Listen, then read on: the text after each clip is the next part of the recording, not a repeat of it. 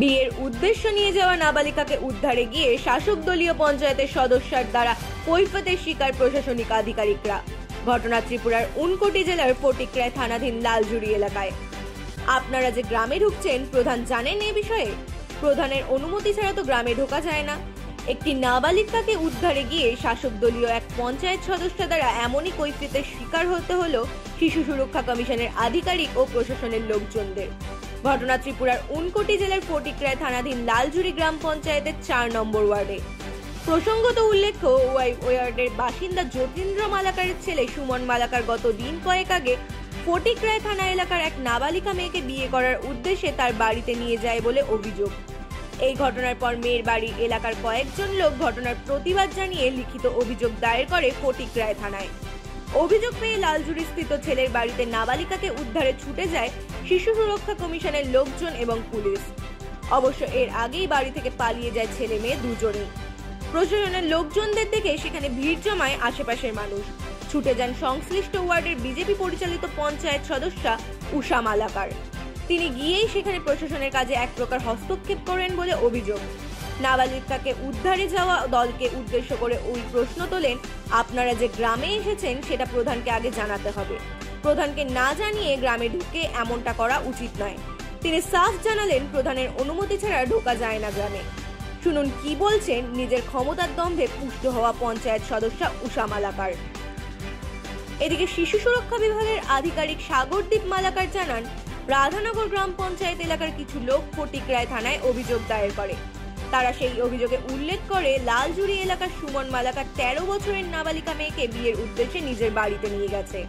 সেই অভিযোগের ভিত্তিতে ছেলের বাড়িতে তারা ছুটে গেলে এর আগেই বাড়ি থেকে পালিয়ে যায় ছেলে এবং নাবালিকা মেয়ে দুজনেই। এ বিষয়ে গ্রামের প্রধান মেয়েকে উদ্ধার করে একদিনের মধ্যে প্রশাসনের কাছে তুলে দেবার আশ্বাস দিয়েছেন বলে জানান সাগরদীপ। তিনি জানিয়েছেন, নাবালিকাকে সঠিক সময় প্রশাসনের কাছে হস্তান্তর না করলে নেওয়া হবে উপযুক্ত ব্যবস্থা। গ্রামে ঢোকা নিয়ে পঞ্চায়েত সদস্যের কৈফিয়ত চাওয়ার পর প্রশাসনের লোকজনের পাল্টা প্রত্যুত্তরে এদিন রীতিমতো জনসমক্ষে মুখ পুরল শাসক দলের পঞ্চায়েত সদস্যার।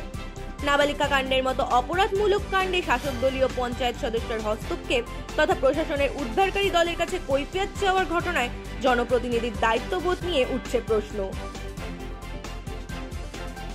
আমি ঊনকোটি ডিস্ট্রিক্ট চাইল্ড প্রোটেকশন ইউনিটের লিগ্যাল কাম প্রভিশনারি অফিসার।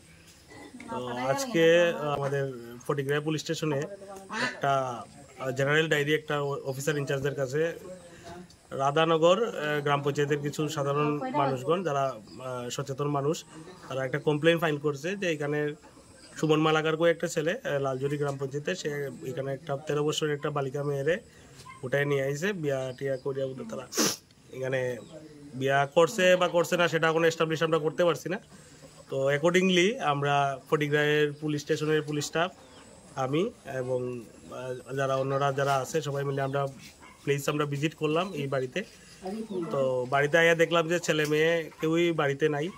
তারা মানে খবর কোনো না কোনোভাবে গ্রামে যখন আমরা সার্চিং করছিলাম তখন খবর পাইছে তারা বাড়ির থেকে গেছে গিয়া। তো অ্যাকর্ডিংলি এখানের লোকাল যে অনেক কিছু কথাবার্তা তার লগে হয়েছে, ডাটা আমরা কালেক্ট করছি। অ্যাকর্ডিংলি এই গ্রামের মাননীয় প্রধান সাহেব তাইনে আমরা আশ্বাস দিয়েছে যে কালকের মধ্যে তাইনে মেয়ে ছেলেরা আমাদের কাছে প্রডিউস করবো।